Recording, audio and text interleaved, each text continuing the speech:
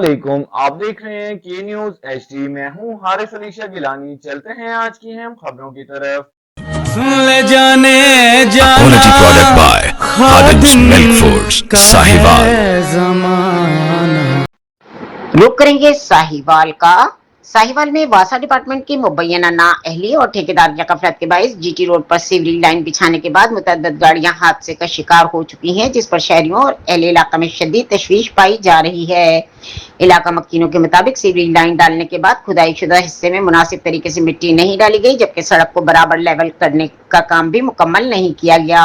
शहरियों का कहना है कि नाकिस तामीराती काम और हिफाजती इंतजाम न होने की वजह से गाड़ियों को शदीद मुश्किलात का सामना है और मुतअद्दिद हादसा रोनुमा हो चुके हैं।